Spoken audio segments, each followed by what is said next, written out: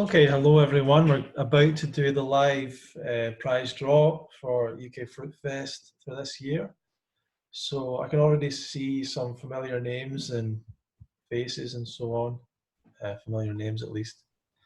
Can't see faces. So, yeah, good. Okay. So we will we'll maybe leave it just a couple of minutes because the email was only sent out recently. Sometimes emails get sent out in 3 stages or something, so some people might have got it a little bit later. So we'll sit here for a second and we'll just wait for some more people. But I'm not anticipating a lot of people here, but we'll keep it recording. Okay, good. Some chat going on. Nice bananas. Yeah, we got plenty of bananas. Well, not enough bananas to be honest. We got some bananas. What else have we got in here? We got Fruitfest. Got some Fruitfest merchandise in here. Hoodies.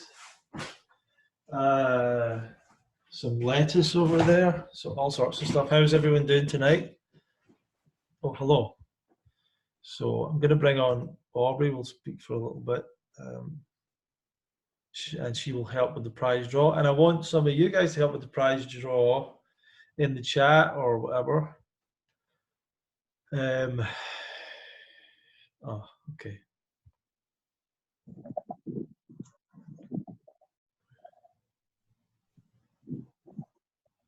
Okay. Alexander's saying, if you can make 811 work in the winter, anyone can. I'm super struggling here in Chicago. Yeah, so what we'll do is we'll do the prize draw pretty quickly. And then we will just maybe have some question and answer if you want to ask any questions or whatever, whether it's about this kind of lifestyle or whether it's about the event. No, either way doesn't really matter. So you can use the time for something. Aubrey, how are you doing today? This is Aubrey, everyone. Can you hear me? Okay, I'm going to spotlight you. So this is Aubrey, and some of you might have been in communication with Aubrey, and she's been helping with the social media and stuff like that, and emails and a lot of other stuff. Hi, Jackie from Chichester. Thank you for joining us. So, Aubrey, how are you doing today? I am so good today. So where are you? I am in Colorado right now, right outside of Denver. And you've got your Fruitfest t-shirt on. I do represent today. Okay, great. Well, I'm hoping that you can help with, so I want you to help firstly. What we're going to do is we've got about 1,000 people, over 1,000 people that have joined the competition. And what we'll do is we'll pick a number at random, basically, for who will win this free ticket. Me, pick a number?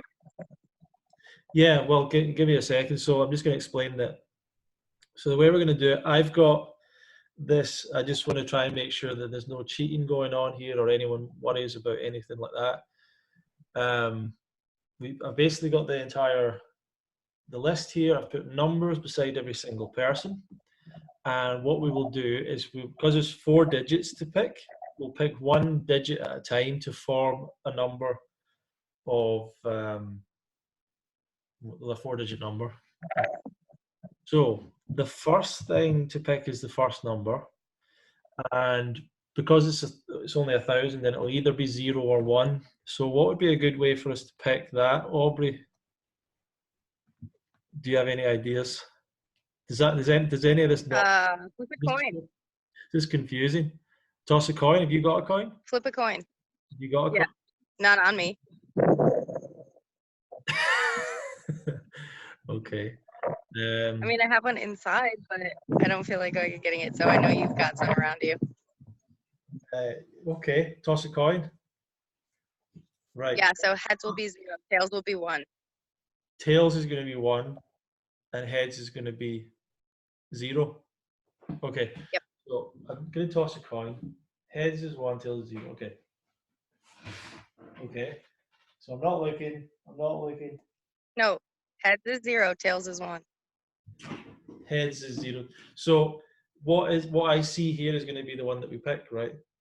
When I take my hand off. Okay. Yep. It is heads. Okay, so So 0. the first number is 0. So it's going to be below 1,000. Okay, so we need the next 3 numbers. We need someone to those between 0 and 9.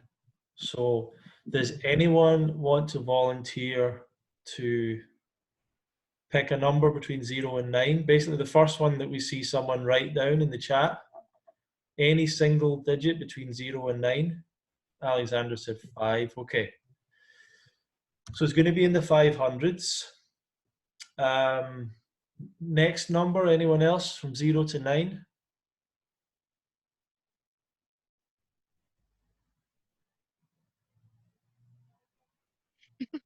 Not all at once, everybody. 3. Okay, 5, 3. 3. There you go. Okay. And 5, 3, 4. okay, so we'll do 5, 3, 4 since that's, yeah. Okay, so it's going to be number 534. So good luck to everyone. Let's see if you've won. Number 534. Does everyone feel that was fair? No one was, I don't know, picked there. We didn't design that to make sure we picked someone. Absolutely. Thank you, Lulu. Fantastic. Confirmed. Okay, so for privacy reasons, I'm not sure if I can share, you know, all the names here, but I would like to kind of show you it, kind of, so you can see that it's just share the first name, and then you will send the first names. Yeah, good idea. Okay, so, yeah, I can actually. Yeah, just share the first name, and then you'll be able to. Yeah, give me a second. Good idea. So, first names.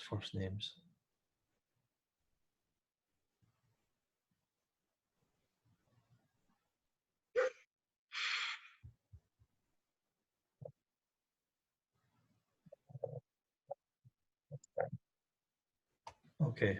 I've got to say, my own name appears in this list, so we will redraw it if I win it, or if someone I know, well, not someone I know, but if someone who's If your mom wins.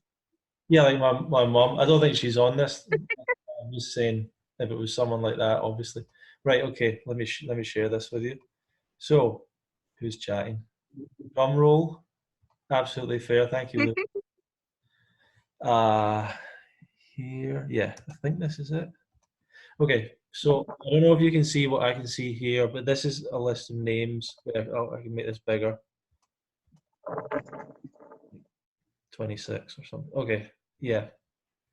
So there you go. A list of names. Maybe that's too big. All fair, everyone. So let me scroll through. You might see your own name, 100, 200s, 300s, so on. I went past 500 just so we can. There's 534 we're going to pick. Okay. So look, there's my name at the bottom there again. Right. So I will unshare, but this is the list we're going from. I need to go back to the other one just so I've got the. So everyone happy with that as well? Is it a legitimate thing? Okay, we'll stop sharing. Right, so I'm going to go to there, and I'm going to go up to 534. This is funny, and it could be someone that's already at the festival, and you'll get a refund. It could be someone that's come in the past. Okay. That is so true. Okay, let's see.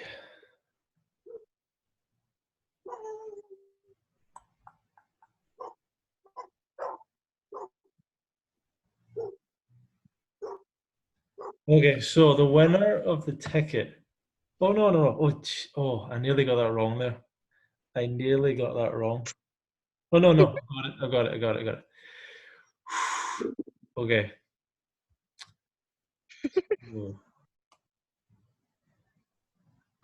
The winner of the ticket is Joseph Amar. Joseph Amar. Is Joseph Amar with us today? That would be really super coincidence if Joseph Amar is here. But I'm telling you what I'm going to do as well. I'm going to pick a 2 and a 3. So you've still got a chance. The reason I'm going to pick a 2 and the 3 is because historically we've I run think the so. competition and the person didn't take the prize, or they took the prize and they didn't turn up at the festival, or like, but well, basically what I'm saying is we never had someone actually take this prize. So we'll do a second and a third just in case. So Joseph Amar is number 1 though, but if I'll give him like 10 days to get back. Give him a week. Yeah, give him a week. Yeah.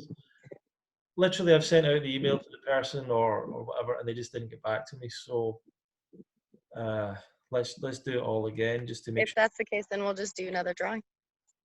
Yeah, we could do that as well. So let me see. Alexander says it's Super Bowl Sunday. I'm a winner just by being here and not there. It's Super Bowl. Is it Super Bowl this weekend? Aubrey, American lady. Are you listening? What did I do? I'm saying, is it Super Bowl? Do you Yeah, not it's today. know about it? You don't follow it? No. Okay, fair enough. Yeah. Okay. Yeah, I've never really followed American football either. I'm not a big fan of sports with like helmets and stuff. That I don't understand. I've been to a game, but I don't understand it much. Anyway, I don't understand it either. yeah, super dangerous sport. Apparently, everyone lands on their head and stuff. And anyway, right. So what's happened, everyone? In case anyone's just joined, we drew our first place, but as I'm saying, we need to have some seconds, third places, just in case people don't do it. I think if we have 3, that'll probably be enough. Someone will actually take the ticket. Okay, so we'll do that process again. Will we start with the toss of the coin? Yep. Okay, so toss of the coin for the first digit. I don't really toss the coin, I just throw it up. I don't know how to. Okay, anyway. You don't put it on your thumb and flip it? No. Oh yeah, you can do that. Cool. So, it's a head again, so what does that mean? Head 0. It's 0, okay. So Under 1,000 again. Once again, we're under 1,000. Maybe the last one we'll just make it over 1,000 just for the balance. I don't know. But anyway, so what we want is 3 more numbers selected between 0 and 9. So if anyone can just put 3, 2, yep, and 3, 1 more number. 1 more number. Between 0 and 9, anyone want to type in a number? What will I do if I don't get a number? I'll need to do something. 7. There you go. 7. Oh. Excellent. Good. 3, 2, 7. 3, 2, 7. Okay, so Joseph Amar is Mr. Number 1, and 327 is 327. Aha. I will need to confirm the surname here. The 327 is Sabrina Louise, and I think it's probably Hofstedt. It's in European writing, so it's like maybe could be. There's like the OE is connected. It's like German writing or something. Yeah. So it's not picked it up properly in the spreadsheet. But I think Hofstedt, Hafstedt, Sabrina Louise H. Anyway. Okay, so then we need 1 more. Yeah, so that's number 2. If Joseph doesn't take it, Joseph Amar. Oh, we already people are already throwing numbers out. Are we going to make it so it's in the thousands this time? It doesn't matter. Flip the coin. Make it fair. Okay. No picking and choosing. That's tails this time anyway. So that means we're starting from 1. It is. So it's 1,000. So how high does the next digit go then? Good point. Good point. Good point. Good point. Give me a second. I need to check that. So it's either going to be 0 or 0 or 1 again. So Okay. So flip the coin again. just flip the coin again for 0 or 1. Yep. Head. So that means it's 1. So 0. That means it's No, 0. So 1 0. So it's 1 0. Okay, so now we need Yep. two numbers between 0 and 9. So Are they? 8. 8 and 9. Okay, so 1089. Okay. 1089, which is, it would have been funny. Like I live at 1180. Maybe that I'd like to see who that is, just out of interest. Oh no, there's no 1180. That's too high. Right. So what's that number? 1089. So 1089. Okay, everyone. 1089. I hope it's for you. Oh. Okay. The third place potential winner is Jeanette Smith. No relation to me, just in case you're wondering. Jeanette Smith. So did anyone win? Who is? Did anyone win? Maybe we should do another competition, just a live one right now. Some kind of prize for those who are here. Sweatshirt. Sweatshirt, yeah, like the T-shirt that you've got. Yep. Okay, okay. So basically, the three winners, by the way, Joseph Amar, Sabrina Louise Hofstedt, Jeanette Smith. So we'll be getting in touch with Joseph, send him an email today. Let's hope that he can take it. If he can't take it, second place. If he can't take it, third place. And How many people are in the chat right now? we've got 9 people, but 2 of them are us. Okay, so out of 7 people,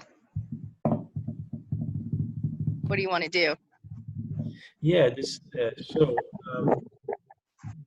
Maybe they should all get T-shirts. yeah, well, everyone. Why not? There's only 7 of them. They're the ones who decided to come and hang out with us today. Send them a T-shirt. Yeah, so if everyone wants to do that for joining us today, send us your T-shirt size, address if you like, and we'll get some T-shirts sent out to you. Well, one each, your size and color as well. Now, Lulu, book a call with Ronnie, and we can talk to you about volunteering. yeah, so yeah, send everybody a T-shirt. let me say that. Well, let me talk about that. Volunteering is something that is it's pretty restricted. It's not really. In the past, we've had a lot of volunteer kind of spots, or we used to have options that people could pay less and they would volunteer for a certain amount of time in the day. And it's problem with it is that for it to make sense, people need to actually work quite a lot. For it to make sense to us to have someone volunteering, and then it becomes like a lot of work. And then it becomes like, is this person getting anything out of this event apart from just they're hanging about, being there, and all that stuff? So, with our volunteering, we firstly would go to people who have come in the previous years, who have volunteered in the past, firstly, and find out if they want to be part of it again. For some of the more, there's only a few roles we really have. For some of the more skilled roles, like people who are the person that's going to be the chef, the person that runs the kitchen, these are people that we've already worked with, that we know, so those positions aren't available. And we need a small kitchen team, but we're probably going to go towards some more very experienced people rather than just a large team of volunteers. So we're going to go back to people who've been in the past that we know have done well, and if we don't get enough people, we might open it up publicly for some volunteering spots. But we don't really. I mean, I personally don't encourage it. Like, I've never been a volunteer at any of the events that I've been to. Maybe that sounds selfish, but it's just no. I did do a class at an event, and yeah, it was weird. There was a kind of a stress all day long on me to do that. Hey, So, why don't you flip the screen back to you? oh yeah, okay. Sorry, the screen's on you. Okay, everyone. People want to see you when they talk. But There yeah, you go. we're happy to. We'll share that if we really need volunteers and we have to open up to that, then you'll be aware of that. But also the people that are already attending the event will also get a chance if they want to change to being a volunteer. Once again, if positions open up, you got to understand that running the event for 6 years, a lot of people get in touch with me about helping out, volunteering, being part of it. A lot of friends, a lot of people that I've known well, so it's quite limited in terms of spaces. Um, Pete's asking about 3-day passes. Uh,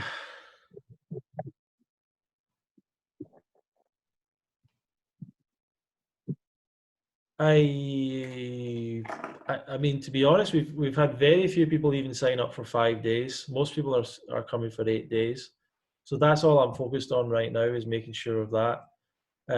We might do something different that's 3 days though, a different event. We might I consider. feel like if you want to come get 5-day passes, but you don't have to stay for the full 5 days, I don't know that there needs to be anything less Well, than yeah, that. that as well. But at the same time, like, uh, for people that want something that's a week, because there are people that just want a weekend or 2 days or 3 days, and the Yeah, thing. but that's like they still, like I just feel like if they can only come for so many days, that's not on us. Like that's on them kind of thing. So like they would have to buy the 5-day ticket whether they stay for the full 5 days or not. Does that make sense? Yeah, I mean, people have done that in the past as well, where they've only stayed for half the time or some of the time, and all that kind of thing. But yeah, it's one of the reasons we don't have the shorter passes, like the 1-day pass, for example. Literally in the past, when we offered that, very few people took it, so it became like kind of pointless to offer it, because we then had to have someone who had to like register that person on the day, make sure that so it was kind of an extra amount of work for a very few extra people turning up. So right now we don't have a 3-day pass option. The 8-day pass option has been so popular that I don't even know if we'll even offer the 5-day pass option to be. I don't know. I mean, but I do. What I would say, Pete, is I do want to do separate events that are maybe like a 3-day thing. We might be able to do something like that the week before the festival, maybe the days after the festival. It's just a specific 3-day or 2-day experience for people. But that it won't be the same as the fruit festival, but it might have some similarities. Well, it'll have similarities. Obviously, it'll be a raw vegan event, but it might not have as big a production or as many speakers or things like that. So I think we probably will open something up. It might not be during the festival. It might be the week before. That's something that's been in my mind, and we're happy to continue to get feedback, because there are people that like the idea of doing a couple of days, because they're not quite either in your position where they don't have the time for it legitimately, or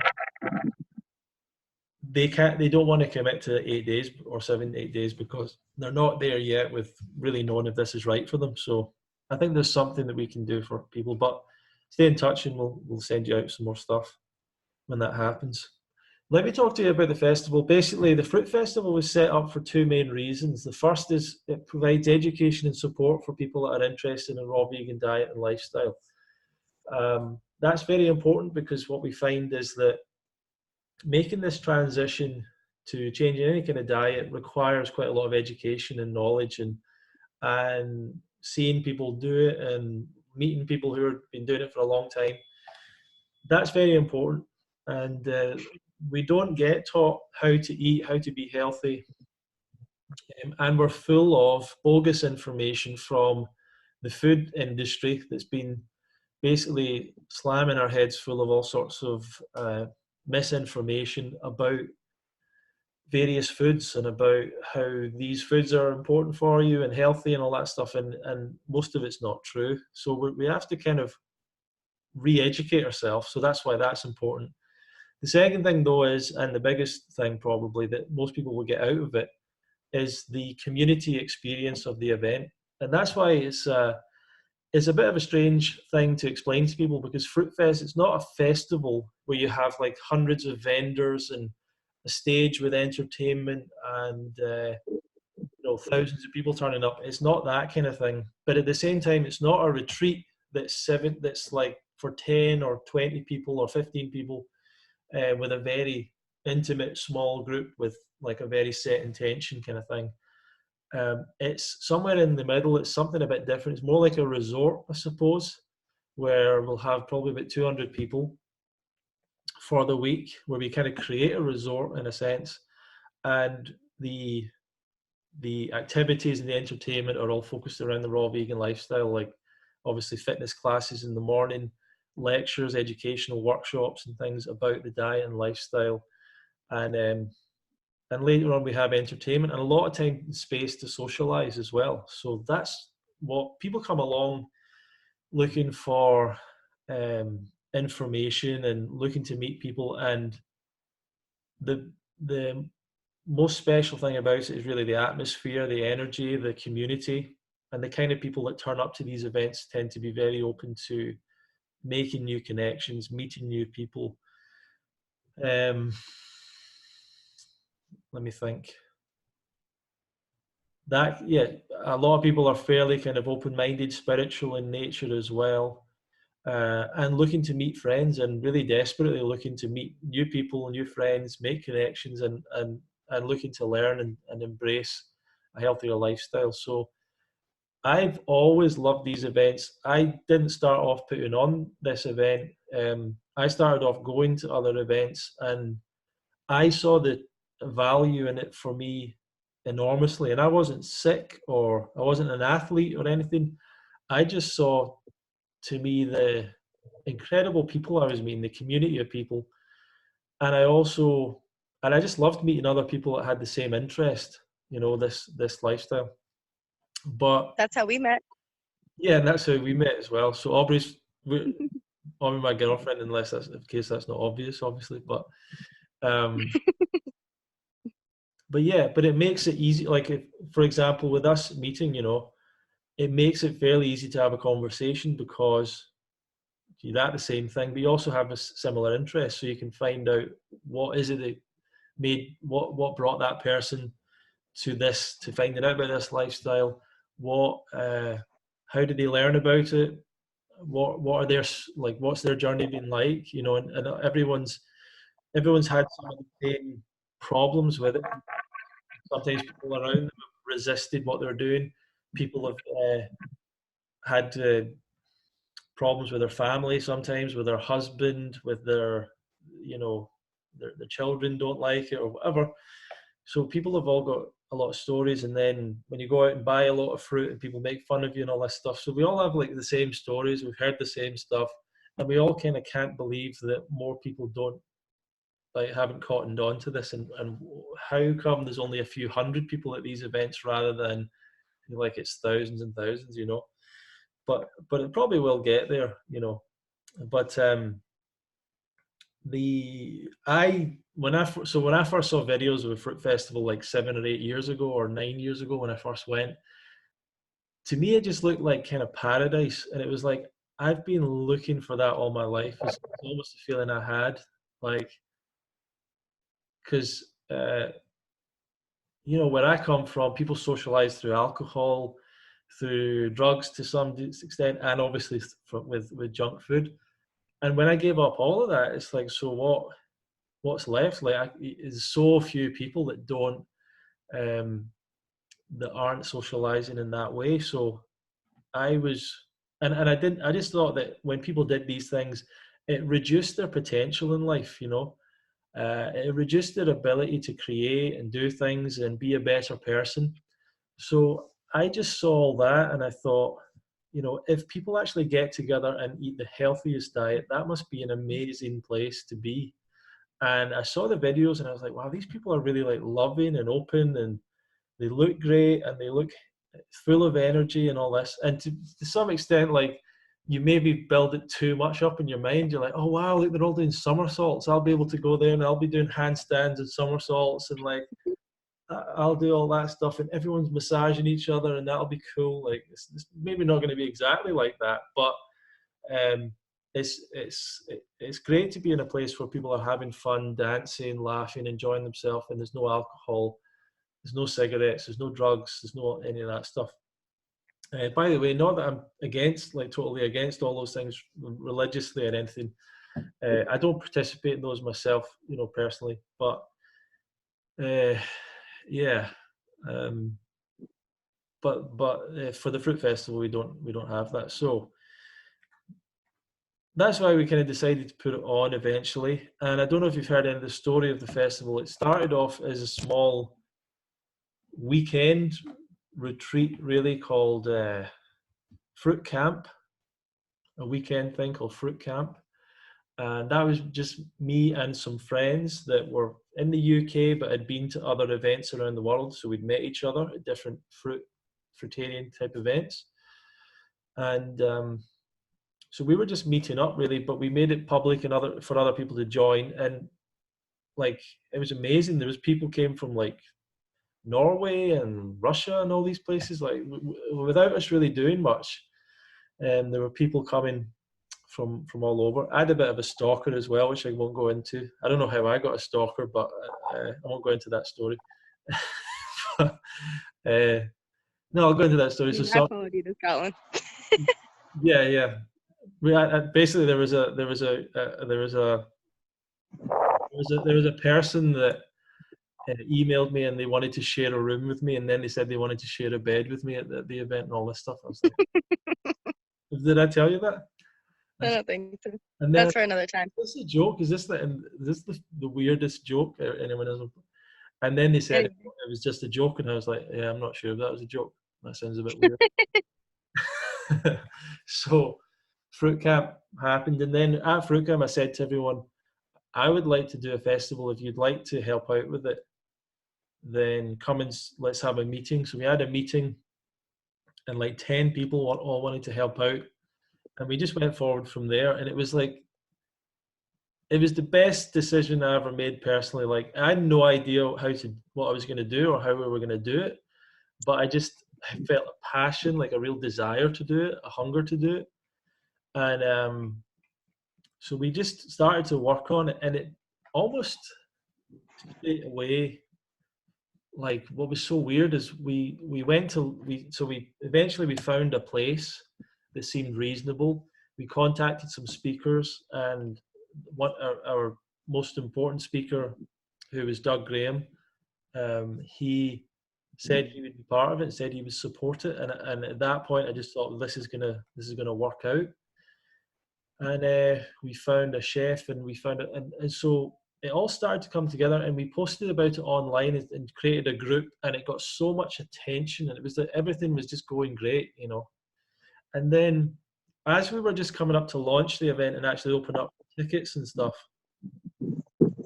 I don't know if anyone remembers, but like 2014, there was a big drama thing that happened online in the raw vegan world, fruitarian raw vegan world, where at the Woodstock Fruit Festival, some of the presenters were like kind of sidelined, or they felt they'd been sidelined or thrown out. I don't know if any of you remember that time, if you've been following this, the whole raw vegan scene for the last 6 or 7 years or so. And what happened was it just really caused a massive kind of rift in the whole community, because up to that point you got to realize that online the raw vegan thing was like really, really growing. Like the 8 to 10 diet and all that stuff was really, really exploding. And And at that point, it just kind of all collapsed because there was all this infighting and weird stuff happening, egos and all that. And like, I remained enthusiastic, but a lot of the people working with me wanted to quit, didn't want to be part of the festival, and it just, we launched the festival and like no one signed up on the first day and no one was interested, and it was kind of a bit of a disaster, I guess, and it was all part of that. And but we did keep going, and like for the whole time I was wanting to, like, I felt like I should quit the whole thing, like almost every single day we were doing it, but I just felt like morally or something, you can't stop once you've committed to something with people, and people are going to be there. But gradually we did get people sign up, and there was so much drama that first year I can't even go into it all, like so much crazy drama and uh, stuff that I went through that was really good in the long run, but at the time was really hard and stressful and difficult. The festival went ahead, and there was only about probably 45 people or something in total, and then there was another 15 people that came along for like a day or two. It was only over 5 days, and but it was like people loved it. Like it was a success in the sense of like everyone that was there really loved it and really enjoyed the whole thing and got a lot out of it. And by the end of it, I was sitting like, do I really want to do this again? This was really hard. Not even like the theoretically doing it, but the emotion, the stress. I was and working full time. Like it wasn't something I was doing as a money thing or anything. And it was so I really had to try and work it if I wanted to do it again. And the thing that's really kept me going with it over the years is that I always like to think that there's so many people out there that need this message. There's so many people that um, are in pain right now, are have been diagnosed with like a death sentence, have been told they're never going to get well, have been told like there's no other option or whatever, and they need to hear this message, you know. So that's the way I kind of feel it keeps me going. Like it would be almost wrong for me to stop trying to put this information out there and put the festival out there because of how many people are going to suffer as a result of if we never get this information out to more people. So that's kind of kept me going, and the festival, like it influences more and more people than actually come to the event because we're able to, you know, advertise to sometimes hundreds of thousands of people, especially if we have people on social media helping share it and things like that. We've been able to reach a lot of people through like that, and um, so that's the kind of, and that's one of the things of the festival is actually trying to get the information out to more people as well and get the idea and help to make a positive change in the world. So that's the festival. That's the reason it was all set up. And the day-to-day festival thing, the first day we turn up, we want to welcome people there, get you registered. There is accommodation options if you want. Some people live nearby, so they don't need accommodation, but most people take accommodation, and that's usually better for people. But we take you to your accommodation. There'll be a buffet. Most likely, we'll have an opening ceremony, and we'll have games and activities to help people get to know each other, and so that'll be fun. And the next day, the schedule is really, really packed. So in the morning, there's fitness activities. It's all optional. So we have a lake that we're nearby. You can go swimming in the lake. We had a lake swimming group last year. Running class with like ultra marathon runners. Not you don't have to do an ultra marathon, but they're very experienced in running. Doug Graham does fitness classes. We have yoga classes in the morning. Probably Aubrey will do some yoga classes. Oh yeah. and Aubrey, you're probably going to do well. I'll speak to you in a minute about what you might, some of the things you're going to do. But so we have all these fitness activities in the morning, also like meditation and stuff. That's all followed by breakfast. Usually things like melons, cut up melons, juicy fruits. At 10 a.m. we start going into our lectures. So we have one lecture at a time. And the way that we create the program is it goes from beginners information to more advanced information. We have Dr. Doug Graham there. Professor Rosalind Graham's actually usually the top rated speaker at the event when we do our survey. If you've never heard of Rosalind, you can check her out. Doctors Rick and Karen Dina. We have the raw vegan doctor, Dr. Aurelia. We've got a whole bunch of doctors for some reason this year. And we have Melissa Maris, Melissa from Raw Food Romance. Ramondi Maris. Yeah, Melissa Maris, not Ramondi. And we have Della Upshire as well, who's actually UK based, or well, used to live in the UK. I think she lives in Spain now, but she is a lady from originally from Wales, from London. She went on this diet a couple of years ago when she turned 60, and it totally has had an amazing transformation. So she'll be at the event as well.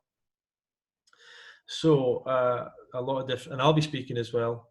And then we'll have the lectures, we'll have lunch, a big lunch, we'll have workshops as well, and we'll also have food demos every day if you want to learn how to make the recipes, and we'll have entertainment every night. So it's a really packed schedule, but it's all optional. And what a lot of people end up doing is doing a lot of socializing, a lot of meeting, and hopefully taking in a lot of the education as well, depending on what your objectives are. That's the basic idea of the festival. Aubrey, what do you think? So we talk at the festival. We mostly teach about the raw vegan diet and health things connected to that, and all sorts of aspects of it. But you're going to help us out with some other stuff. We've always had massage as part of the event. We've always had people that offer that. Sometimes even some of the attendees want to offer that or whatever. But you want to let us know some of the things you might bring this year in terms of some. Well, I think that it just is good to continue to broaden people's horizons when it comes to self-care, because that's what this diet is all about, is taking care of yourself. And so once you start tuning into eating raw and learning that you can do better and have more bodily awareness and be able to be more in tune with yourself, that we want to bring in more information of other ways of how to take care of yourself and how to help yourself and help others as well. So I think that's something that is going to be really fun for people. I'm thinking about doing like a partner massage class and teaching you how to, first of all, be able to feel into your own body and know just exactly different areas that we will touch on that can have tension, and be able to identify those for yourself and be able to communicate that this is what hurts, this is how it feels, and then learn how to be able to touch other people in a very therapeutic way. I like to always express that, when someone hugs someone, like you're getting a hug from someone and they hold you for longer than 10 seconds, your parasympathetic nervous system tunes in and you start to relax and your body starts to go through its processes of healing just because you're taking that time to be held in the power of touch.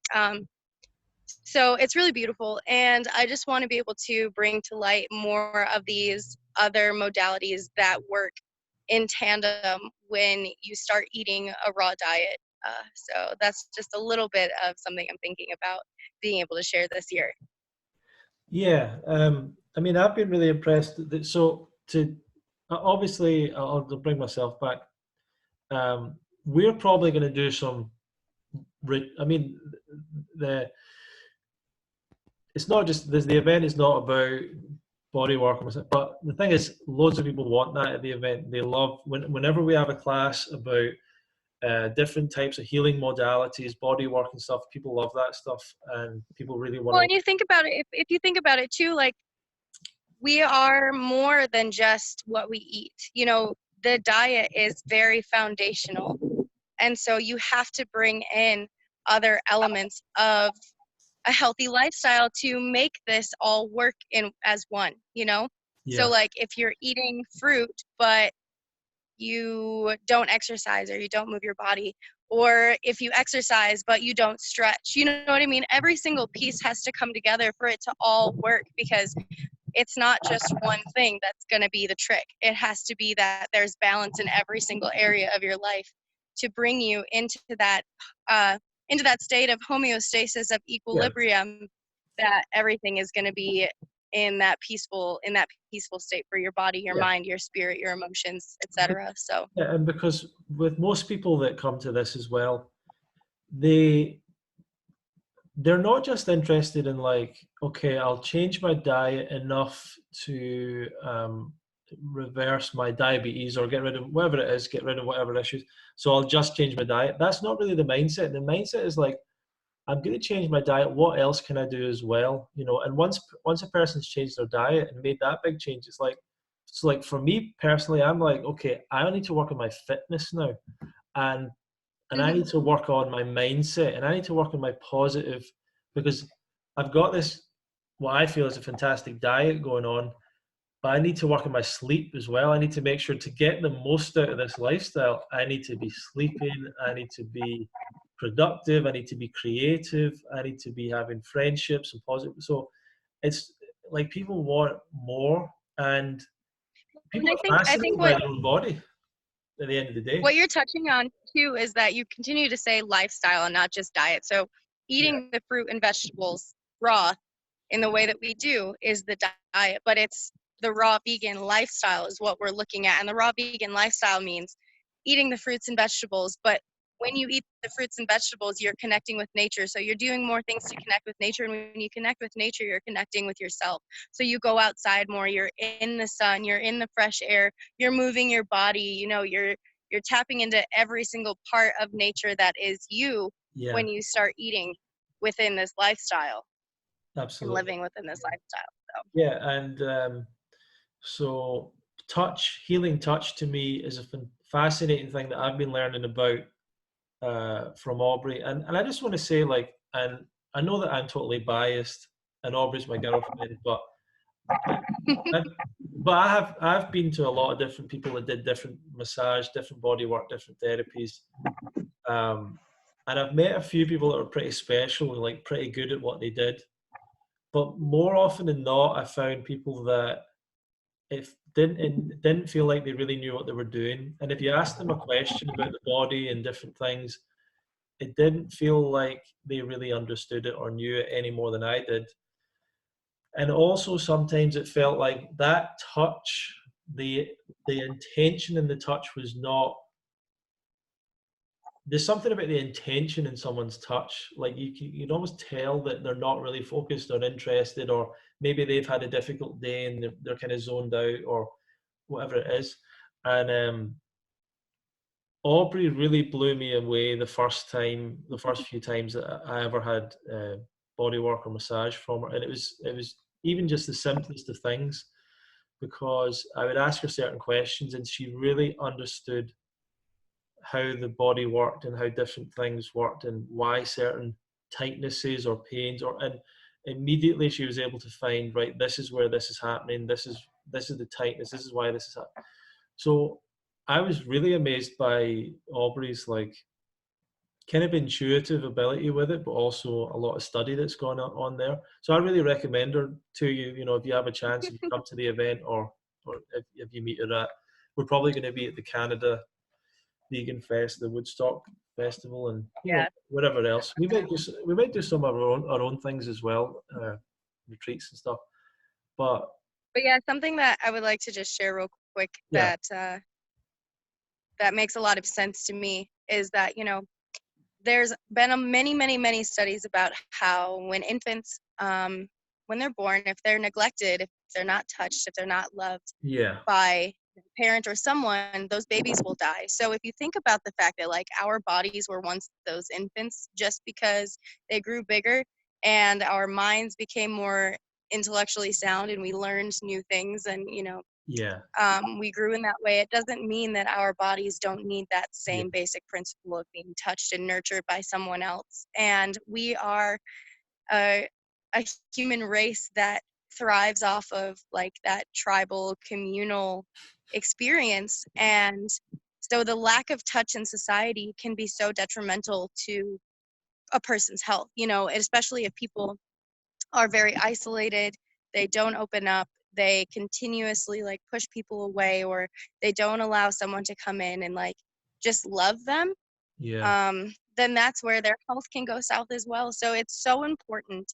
And so I think another thing that I will bring into it is just like um, learning how to touch someone platonically, learning how to open up that space for communication to say like, this touch here is okay, this touch here isn't, and we can talk through and work through like why those areas are triggering, and then also be able to like break down those barriers and open up more of that platonic touch, just so that we can continue to help nurture each other and take care of each other. Exactly, Pete. Unconditional love. Yeah. Exactly.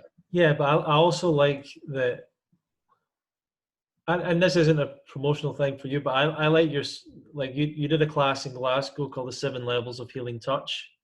And I thought that was Hmm. really amazing that there's massage is not just like rubbing body parts or whatever, but it is like there is levels, like everything, there's levels to it. And I think with with your Hmm. health, with your diet, there's different levels to it. With even within the raw vegan diet, there's different levels.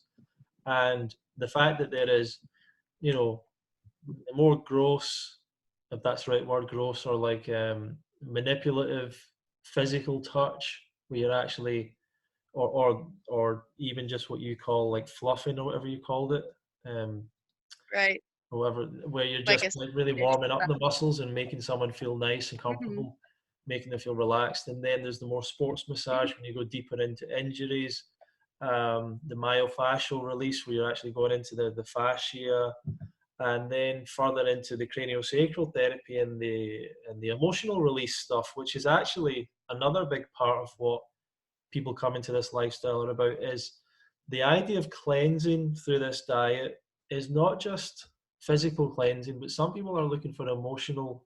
That's one of the things people like about it actually, is they feel there's some kind of spiritual emotional release that is waiting for them, that could be released through changing their diet as well. So I think it's good that we Well, have. when we think about the diet, like we're eating these foods that are made out of mostly water, just like our bodies are made out of mostly water.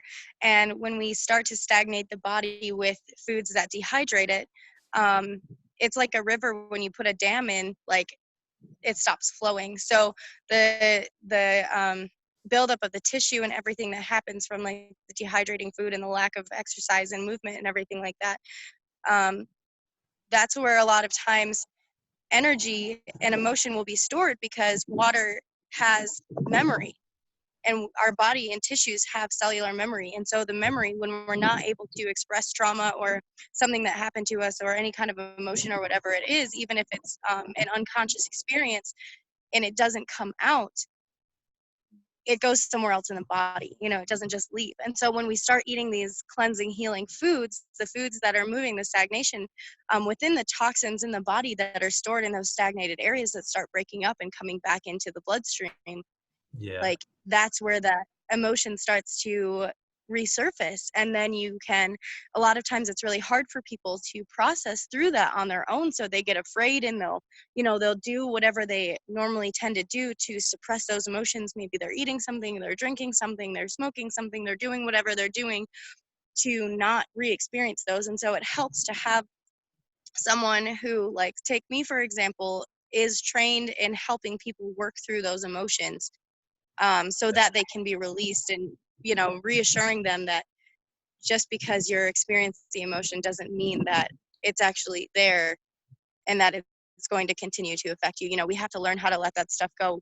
And that's what, like, when I started learning about the craniosacral therapy and somato-emotional release, I was really heavy into my fruitarian diet and doing a lot of fasting and doing a lot of like purging out of my body, so that I could make room for those things to come up and out. Because once you learn how to start letting go of things, then you almost become like obsessed with the act of letting go. And so you can tune into that emotional body and say like, okay, what's in there that we need to process through, that we're not hiding from anymore?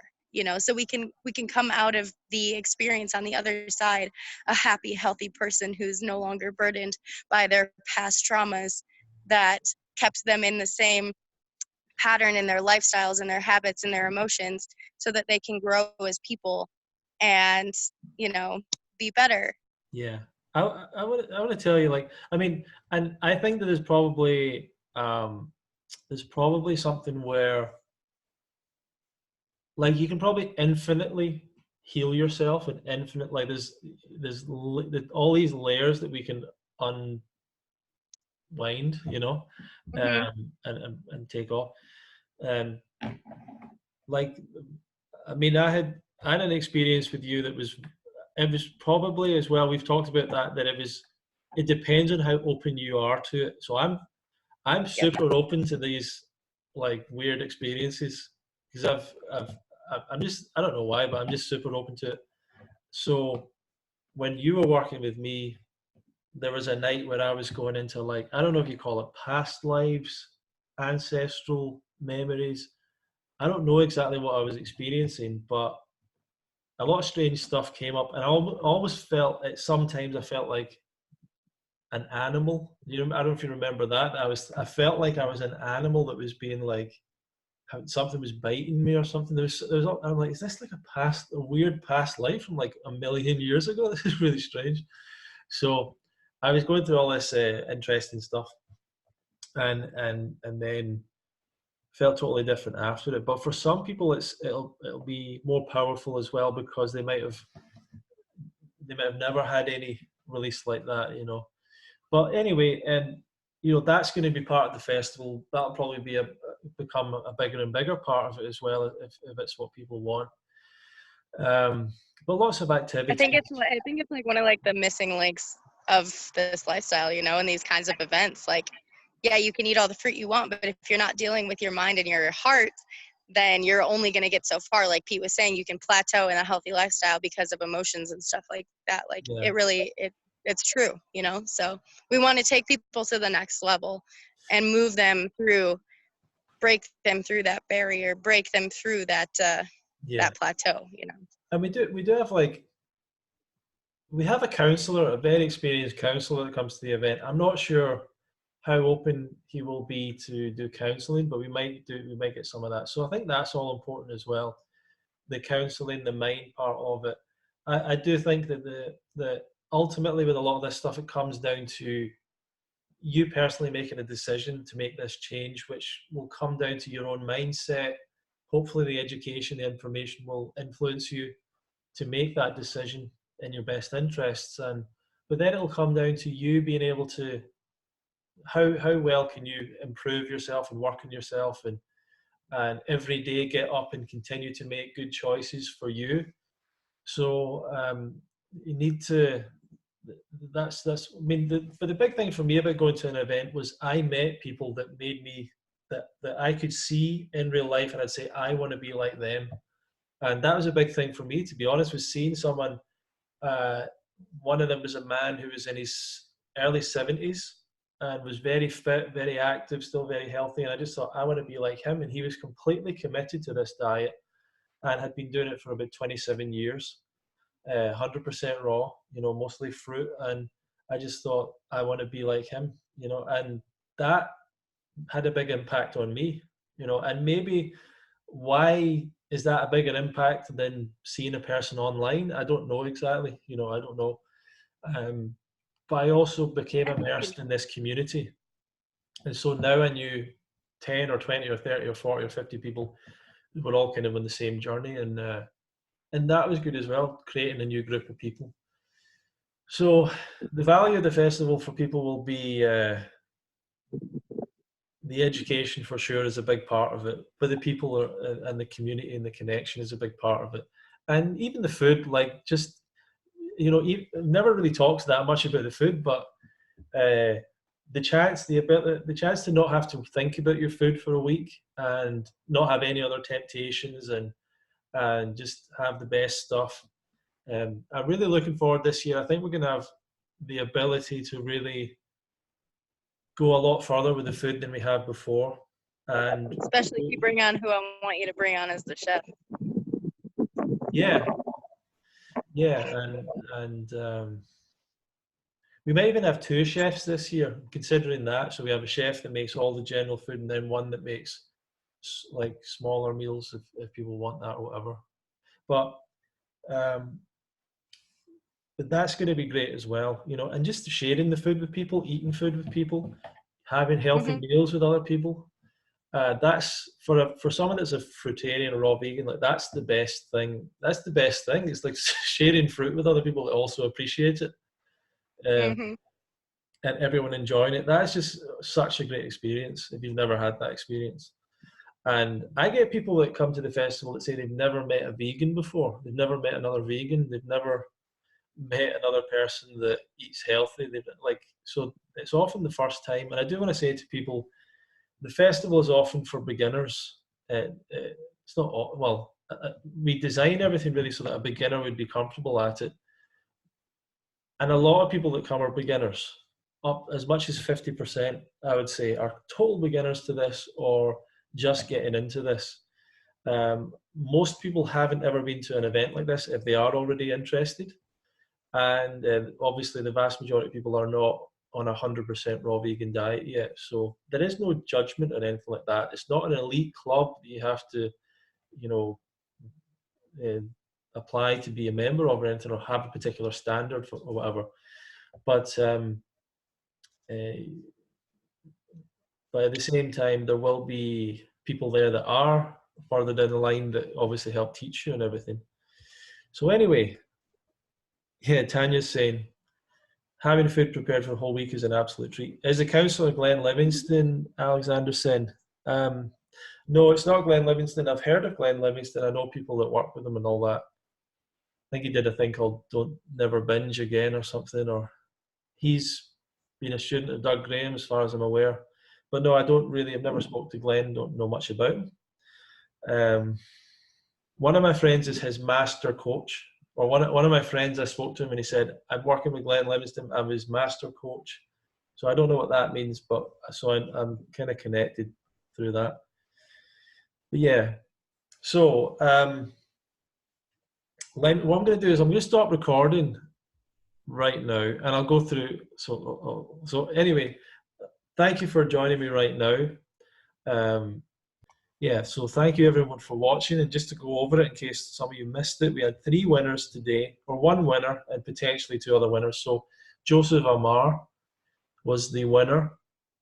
We'll get in touch with him and find out if he can make it. And Sabrina Louise Hofstedt was the 2nd place, and Jeanette Smith was the 3rd place.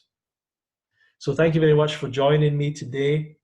And thanks for just staying around to learn a bit about the festival and about the whole idea of it.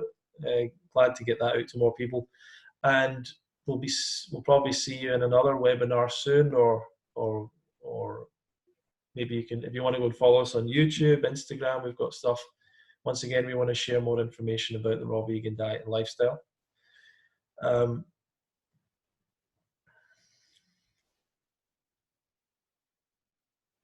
Yeah, I look forward to seeing somebody there. Thank you for joining me tonight. And you see, for those that are coming, we'll see you at the festival. But thank you very much for joining us.